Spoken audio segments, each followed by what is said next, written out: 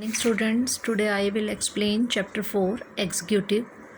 We study about a example. जैसा कि आपने पार्ट 1 में पढ़ा, कौन सी कंट्री में सिस्टम को फॉलो किया जाता है, कलेक्टिव लीडर्स के अंदर पार्लियामेंट्री इसे फॉलो करती है। फर्स्ट है आपका UP and GI. UP mean क्या है? यू मीन यूनाइटेड किंगडम और P mean Portugals and G mean Germany and I mean Italy. अब इसमें बताया हुआ है कि जो इटली है वहाँ पर हमारा क्या होता है, पीएम होते हैं इटली के अंदर। जर्मनी के अंदर हमारे चांसलर और प्रेसिडेंट होते हैं, अपॉइंट किए जाते हैं, चांसलर प्लस प्रेसिडेंट अपॉइंट किए जाते हैं। ठीक है। कनाडा के अंदर हमारे पीएम और क्वीन अपॉइंट होते हैं। ठीक है। इसे कंडीशनल मोनार्ची बोला जाता है। और जापान के अंदर हमारे पीएम प्लस राजा होते हैं। पीएम भी अपॉइंट किया जाता है और राजा भी होते हैं। ठीक है। फ्रांस, रशिया और श्रीलंका, जिसकी शॉर्ट फॉर्म होती है आरएसएफ, इसमें क्या होता है, इसमें पीएम भी होता है और प्रेसिडेंट भी अपॉइंट किया जाता है। ठीक है। इसे सेमी प्रेसिडेंटल सिस्टम में क्या होता है, ये सेमी प्रेसिडेंटल सिस्टम है। सेमी प्रेसिडेंटल सिस्टम के अंदर पीएम और प्रेसिडेंट दोनों होते हैं। एसआरसी में, एसआरएफ में, फ्रांस, श्रीलंका और रशिया में। ब्राज़ील के अंदर भी प्रेसिडेंटल सिस्टम है। श्रीलंका के अंदर भी सेमी प्रेसिडेंटल एग्जीक्यूटिव को प्लेस दिया गया है।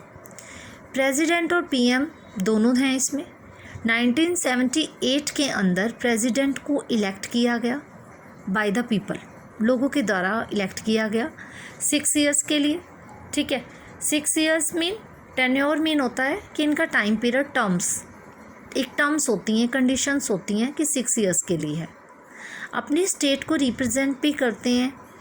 हेड ऑफ गवर्नमेंट, आर्मी को भी, हेड ऑफ गवर्नमेंट को भी, आर्मी को भी प्रेसिडेंट ही संभालेगा, प्रेसिडेंट ही सब देखता है। ये सब श्रीलंका के अंदर होता है।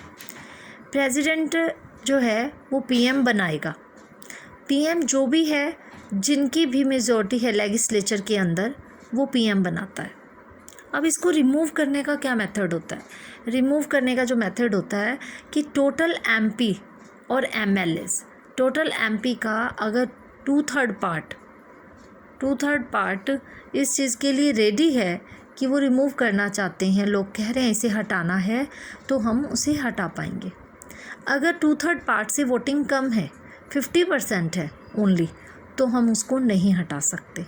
तो पार्लियामेंट क्या करती है, पार्लियामेंट को जब ये लगता है कि ये सही नहीं है या सही है, वो कंफ्यूज होती है, पार्लियामेंट ये डिसीजन नहीं ले पाती उस टाइम, तो वो सुप्रीम कोर्ट में क्वेरीज डालती है।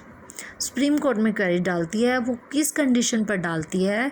जब 50% रिमूव करने के लिए एमपी रेडी होते हैं, मेजॉरिटी कम होती है। अगर 2/3 होती है तो आप उसको रिमूव कर सकते हो। इंडिया के अंदर पार्लियामेंट्री एग्जीक्यूटिव है, अबाउट प्रेसिडेंट भी है, वाइस प्रेसिडेंट भी है, पीएम भी है, कैबिनेट की है। हमारे इंडिया की अगर हम बात करते हैं, इंडिया के अंदर पार्लियामेंट्री एग्जीक्यूटिव है। पार्लियामेंट्री एग्जीक्यूटिव चलती है इंडिया के अंदर। प्रेसिडेंट का रोल भी है, वाइस प्रेसिडेंट का भी है, पीएम भी है, कैबिनेट भी है।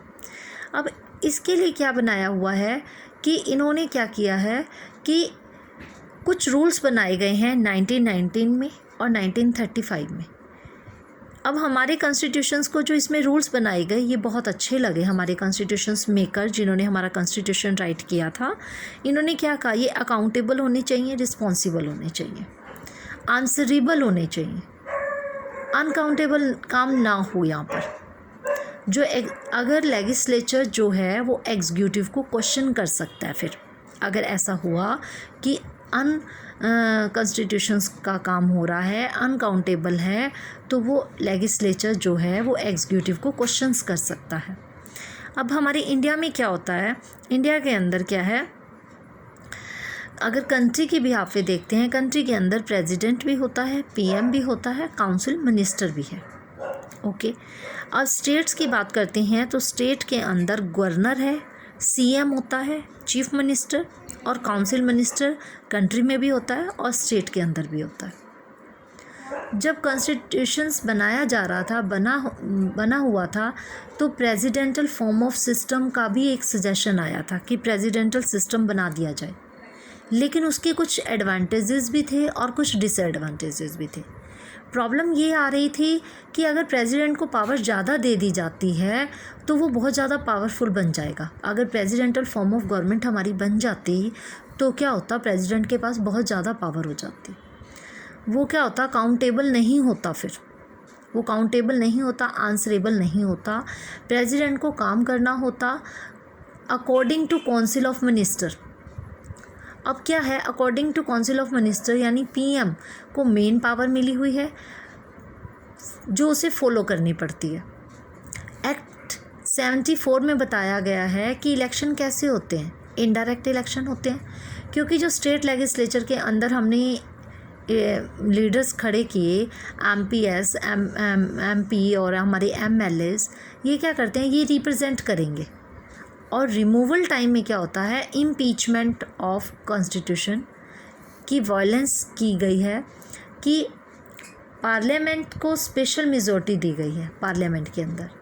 इम्पीचमेंट क्या होती है, इम्पीचमेंट का मतलब होता है कि कॉन्स्टिट्यूशन की वायलेंस जो कर रहा है उसको हम हटा दिया जाता है, पार्लियामेंट के अंदर स्पेशल मेजॉरिटी दी गई है। रिपीट कर रही हूँ, रिमूवल करने का क्या तरीका होता है, इम्पीचमेंट मीन क्या होता है, जो इम्पीचमेंट मोशन क्या होती है, जो हमारे कॉन्स्टिट्यूशन की वायलेंस कर रहा है, हमारे उसके अगेंस्ट है, वो उसके अगेंस्ट एक स्पेशल मेजॉरिटी होनी चाहिए, ठीक है, पार्लियामेंट की। Thank you.